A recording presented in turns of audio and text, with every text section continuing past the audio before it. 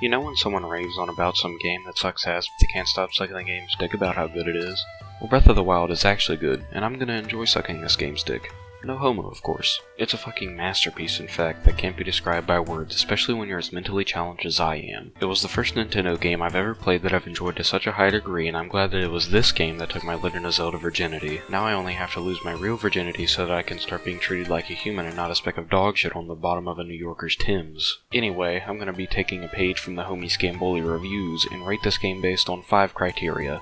Those being story, characters, music, art, and shit I don't like. Link wakes up after being asleep for 100 years and is tasked to destroy Calamity Ganon. Who on God's green earth would wake up from a century-long slumber and be down to fuck up a beast larger than the entirety of Hyrule Castle? After being tasked with an impossible feat, some old fuck outside Link's Chamber of Secrets makes him run some tasks in order to leave the Great Plateau he's trapped on. Oh, and who's that old fuck, you ask? Well, obviously that was Princess Zelda's dead-ass dad, but who really cares? Then after being told by another old fuck to go tame 4 machine beasts who are all plaguing 4 different races of Hyrule. Those races being bird furries, rock people, fish, and strong independent black women. After beating the divine beasts, you're gifted with powers from some dead people Link knew from before his nap that were trapped in the robo-animals. With all these powers, you're now experienced enough to take on Ganon, who for some reason is the second easiest clap in the game, with the first place going to Keese. Overall, the story is pretty simple and they left no obvious plot holes that I can ridicule. The characters in Breath of the Wild are just about as interesting as a bowl of lukewarm SpaghettiOs. There's not a whole lot to talk about, since most of the game's dialogue is in text boxes and I'm too retarded to read. They offer a shit ton of side quests if that's what you're looking for, but clearly I'm not. The main characters themselves are nothing offensive to the senses, but they definitely could have gone with just a pinch more personality. I mean, even the Princess of Hyrule herself doesn't have much going on for her. I mean, I'm not even sure why Link is such a simp for her. Oh, god damn. What a fucking dumpy. Jesus Christ, Zelda, leave some ass for the rest of Hyrule. How old is she anyway? Got him.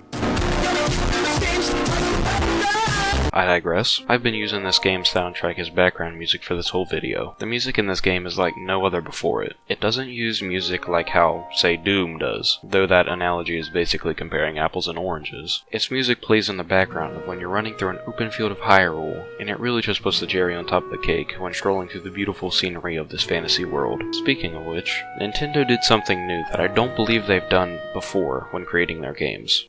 They actually tried. When a game implements a built-in camera, you know you're gonna see some delicious ass scenery. They also made the choice to cel shade every character, which gives this game a whole lot of life that they would have missed out on if they had gone without it. To start, the intro is nice if it's your first time ever playing, but after playing and beating it around 10 times, it becomes really annoying and it's just a waste of time because you have to do it before you're set free to explore Hyrule without the game holding your hand and telling you what to do. The shrines are also a great part of the game, but if you know how, they can easily be skipped in just seconds. Since this is a Legend of Zelda game and Nintendo had apparently met their quota of good ideas, they don't let you play the game after you've beaten Ganon. You're either forced to restart the save file or just never beat Ganon in the first place. And my last gripe is with the DLC. First of all, it's a Nintendo game, so show of hands who here is surprised that Nintendo would put a paywall in front of some dog shit DLC that adds nothing to the game in the first place.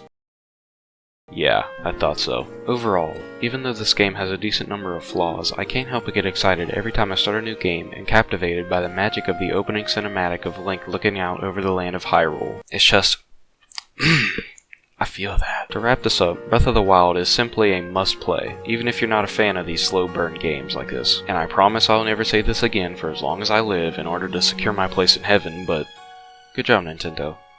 Good job.